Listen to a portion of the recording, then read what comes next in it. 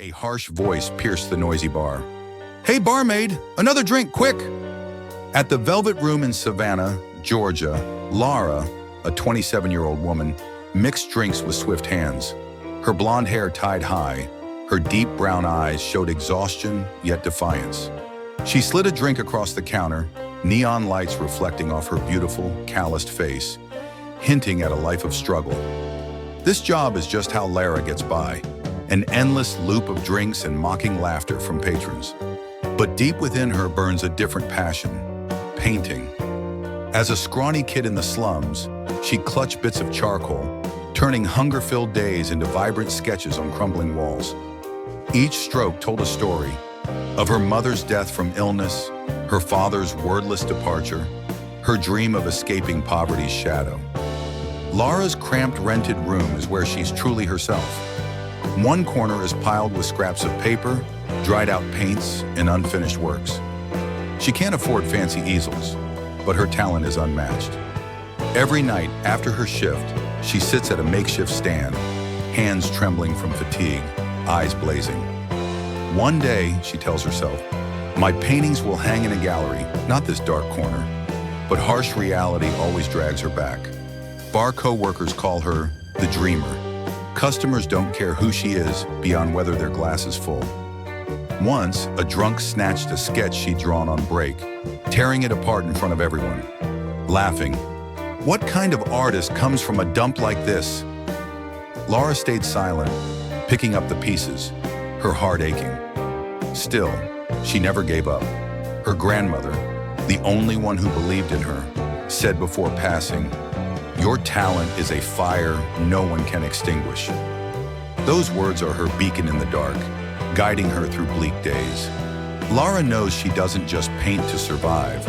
She paints to prove a girl like her, no money, no backing, can still leave a mark on the world. Jazz hums low and soulful. Lara wipes the counter, staring out at the sea of unfamiliar faces. She doesn't know tonight will change everything forever. Saturday night at the Velvet Room is busier than usual. Lara's shaking a cocktail when the door flies open, and Victor Kane strides in.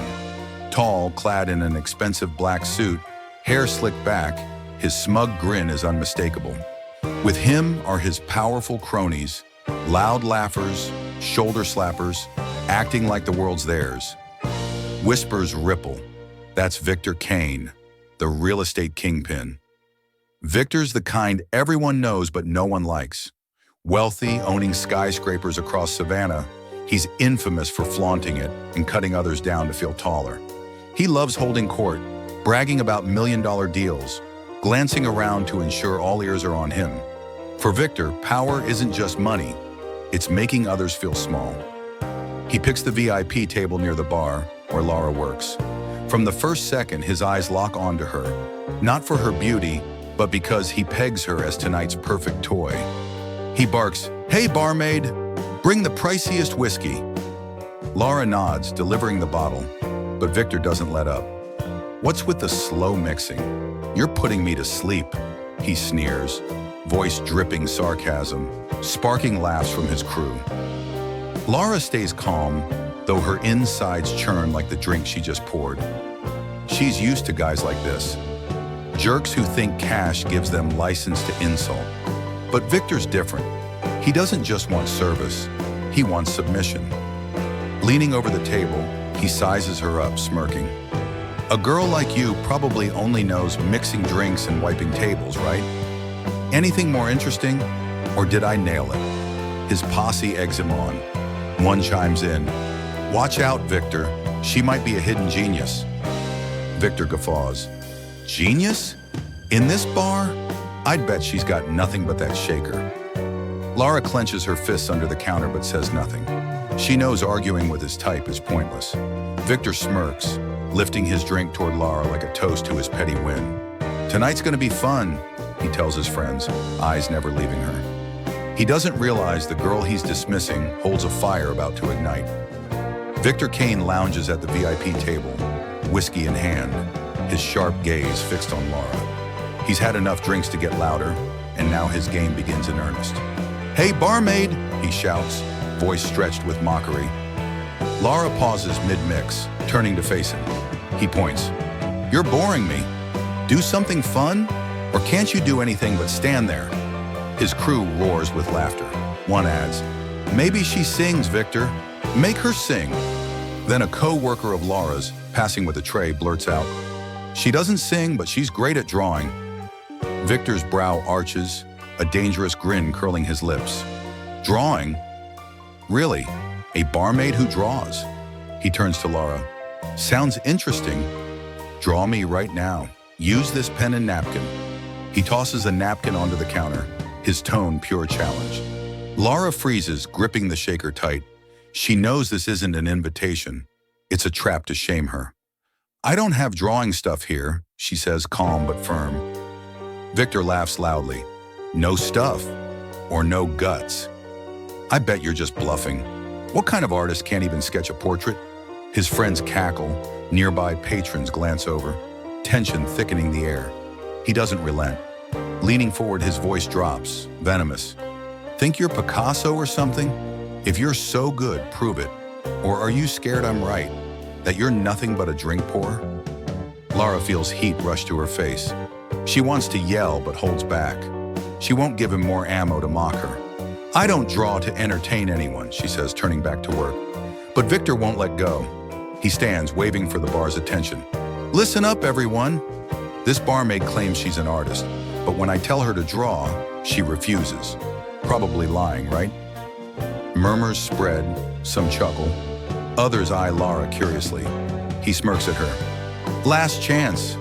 Draw or admit you're just a useless dreamer. Lara stops, setting the bottle down. She locks eyes with Victor. Patience gone. He's crossed a line, and she knows she can't let him win. Victor Kane looms there, hands on hips, his triumphant grin like he's cornered Lara. What's it gonna be, barmaid? Running away? He taunts, voice ringing through the bar. Each word stabs at her pride. Memories flood back, her father's voice in her head. Your drawings are only fit for the trash. Old pain resurfaces, but then her grandmother's words rise. Your talent is a fire no one can put out. She takes a deep breath, hands steadying. Lara meets Victor's gaze, eyes hard as steel. Fine, she says, voice quiet but clear, silencing the room. She steps from behind the bar, pulling a pencil and crumpled paper from her bag, items she always carries like pieces of herself. Victor smirks. Oh, she's actually doing it. Can't wait. He sits, arms crossed, expecting a flop to jeer at. Lara doesn't reply. She moves to the bar's center under the brightest light, placing the paper on an empty table. The crowd buzzes, some inching closer. Her co-workers whisper behind the counter. What's she up to? Lara ignores them. Pencil in hand, steady now, she starts drawing. This isn't about fear, it's about proving herself. Victor keeps grinning, but it falters as he sees the focus on Lara's face. She's not drawing for him, not for anyone's amusement. She draws for her dignity, for sleepless nights at her easel, for the dreams she sacrificed everything to hold on to. Each stroke is a declaration. She's not the barmaid, she's Lara, a true artist. The jazz fades, replaced by an odd stillness. Lara bends over the paper, hand flying, an image emerging. Victor watches, confidence draining from his eyes. He doesn't know this moment will change everything. Lara doesn't draw Victor as he demanded. Instead, she creates an abstract of herself. A woman in darkness, arms raised toward light, face blurred but fierce. Bold, decisive strokes blend sorrow and burning desire. Each line is a fragment of her life. Hungry days, lonely nights, a dream that never dies. The noisy bar falls silent. Clinking glasses stop. Victor's friend's laughter dies. All eyes fix on Lara. She doesn't notice, lost in her own world, just her and the pencil. Her hand moves fast, sweat beads on her brow, but her eyes blaze. This isn't just a drawing, it's her soul's cry, her manifesto to the world. When she lays down the final stroke, she stands, breathless. The artwork unfolds before them, rough, raw, alive, as if it breathes, telling its tale. An older patron whispers, God, I've never seen anything like it. A young woman nearby wipes tears, unsure why she's moved. Victor sits still, clutching his glass. He wants to speak, but can't. Lara's piece isn't just beautiful, it's powerful, something his money can't touch. She looks up, scanning the room, feeling for the first time that the crowd's eyes hold awe, not ridicule. The velvet room holds its breath. Lara stands, pencil in hand, her work afire blazing in the dark. A single clap breaks the quiet, then the bar erupts. Victor stares, feeling small for the first time ever. As Lara sets her pencil down, silence blankets the velvet room.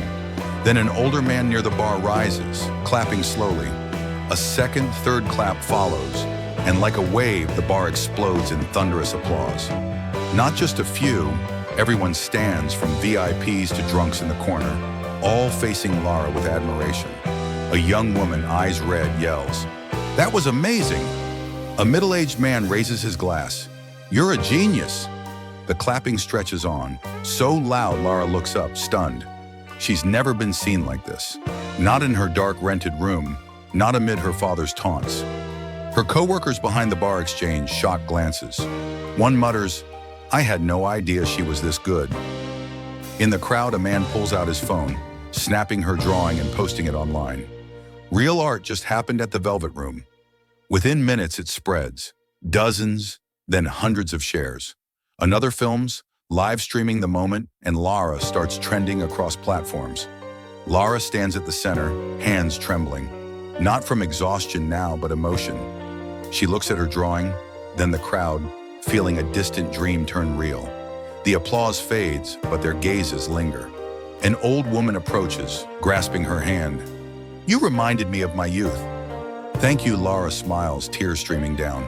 The Velvet Room isn't just a bar anymore. It's Lara's stage. A patron's phone rings. "You've got to see this drawing. It's worth a fortune." Lara doesn't know yet that her life is about to flip to a dazzling new chapter. The Velvet Room still buzzes with cheers for Lara, but Victor Kane sits frozen at the VIP table, his whiskey now cold in his hand. The arrogant grin that once defined him is gone, replaced by a stiff mask, as if something vital has been stripped away. He watches Lara in the crowd, lights illuminating her face. The face he'd mocked as Barmaid just minutes ago with a sneer. His cronies, usually quick to back him up, now bow their heads in silence, none daring to speak. One whispers, "Didn't think she'd pull it off." But Victor doesn't hear. In his mind, the crowd's applause hammers at his pride like a relentless mallet. He'd meant to make Lara a laughingstock, but now he's the one out of place. He grips his glass tight, feigning calm, though his trembling hands betray his unease. He stands clapping half-heartedly, his voice flat and lifeless. "Not bad for an amateur." His words drift, unnoticed in the air. A few patrons glance his way, their eyes tinged with pity. Victor forces a smirk, but it twists awkwardly, failing to hide his embarrassment. He turns to his friends. "What's with the silence?" "Clap, damn it!" No one responds. They know his game is over. Inside Victor, an alien feeling stirs. Helplessness. He's used to bulldozing people with money and power, but this time, he's powerless against Lara's talent. He stares at her drawing on the table, rough strokes bursting with life, and for the first time, he feels small. Not because she's richer or stronger, but because she has something he'll never grasp, a soul that shines. He slumps back into his seat, avoiding her gaze. He wants to leave, but his bloated ego anchors him. He tells himself, "It's just a drawing. It won't change anything." Deep down, he knows he's wrong. Tonight, he's no longer the center of attention. Lara is the victor. He sips his whiskey, the bitterness sliding down his throat, unable to drown the gnawing sense of defeat. Jazz drifts back into the air, but the space around Victor darkens. He sits alone amid the crowd, tasting true loneliness for the first time. Lara just steps away, remains the focus of every eye, and Victor knows he's lost, utterly, miserably. The applause softens, but all eyes stay glued to Lara. She stands there, pencil in hand, her drawing a defiant flame against the world.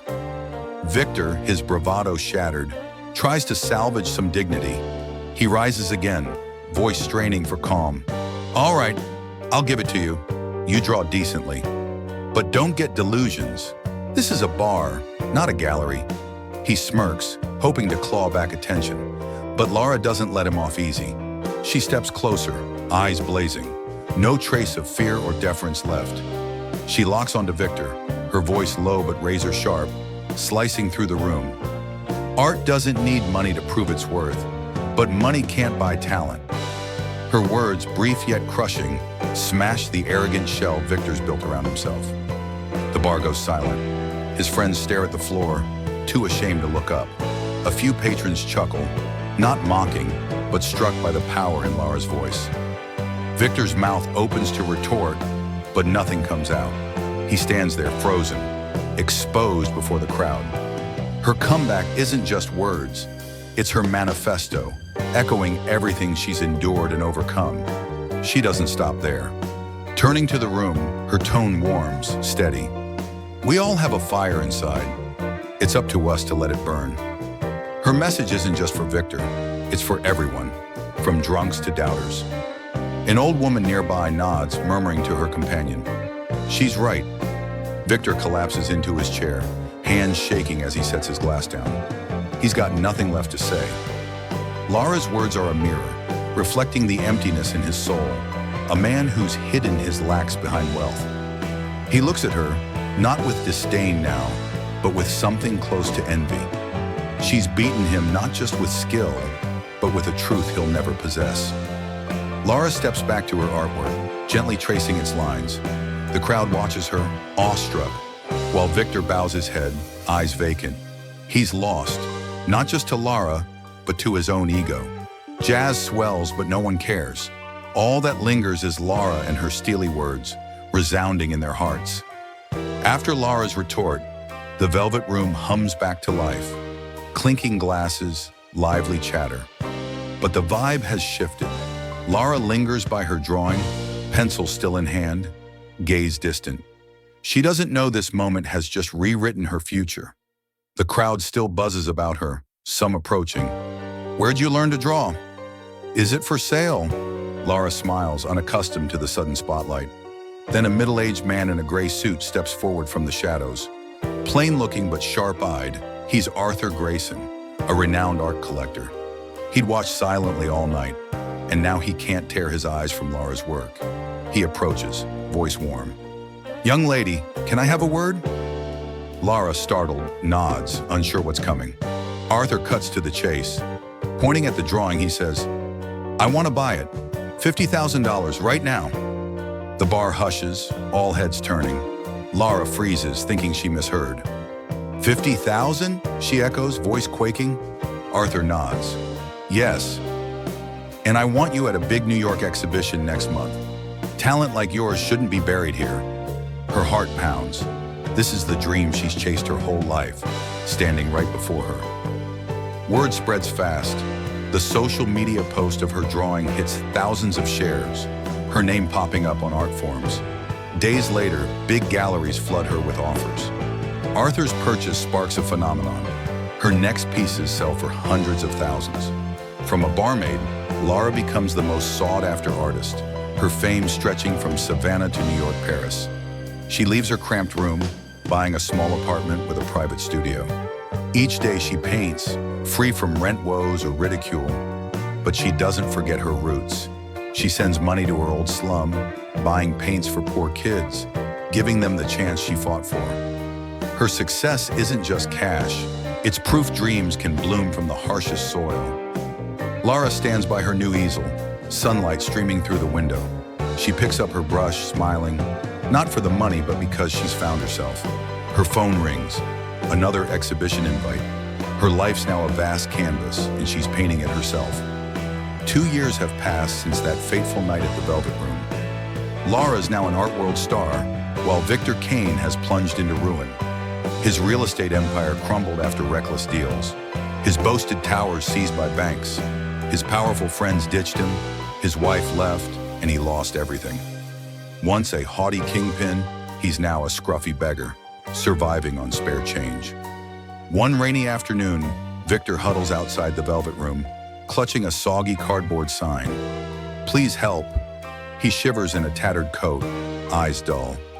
Patrons glance at him, some recognizing, isn't that Victor Kane? But no one lingers. He's a ghost of himself, forgotten by the world. Then Lara appears. She steps from a car, clad in a long coat, umbrella in hand, fresh from a triumphant London show.